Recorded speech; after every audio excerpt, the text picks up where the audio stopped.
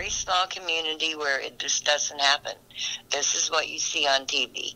This doesn't happen to your family, and this doesn't happen in your community, in your tiny little town. But it did. A heartbreaking story of a woman who's still looking for her father 6 months after he went missing. Good evening to you, and thank you for joining us. Today marks National Missing Persons Day throughout the United States. It's a day to bring awareness to the population, to focus those few extra minutes to try and recognize and help find a missing person. The Federal Bureau of Investigation keeps tabs on missing persons across the country. In 2018, there were more than 85,000 active missing persons records. People under the age of 18 account for more than 29,000 of those cases. It's an issue that hits close to home for one Wabash Valley family. News 10's Dominic Miranda joins us now. He spoke with a Davies County woman whose father disappeared 6 months ago. A roller coaster ride through a nightmare.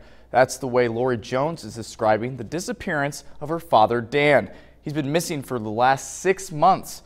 I spoke with her today on the phone to find out what it's like to be in a situation you never thought you'd be in. August 3rd, 2019. That's the day that the unthinkable happened to the Grandin family.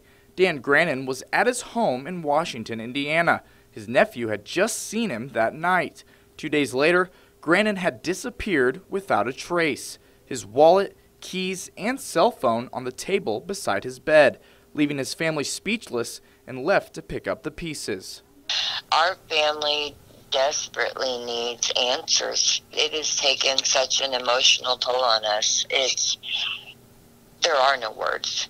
There are no words to describe what this does to a person. His daughter Lori tells me he was well known in the Washington community. He was on the board of zoning and owned several rental properties. It makes his disappearance that much more hard to swallow.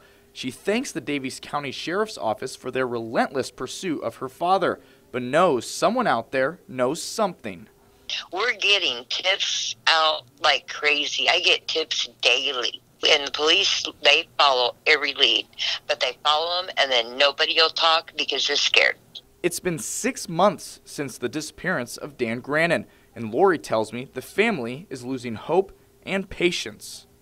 Begging the public, please, please, we know somebody knows. We need closure and justice, and I will not stop until we get it.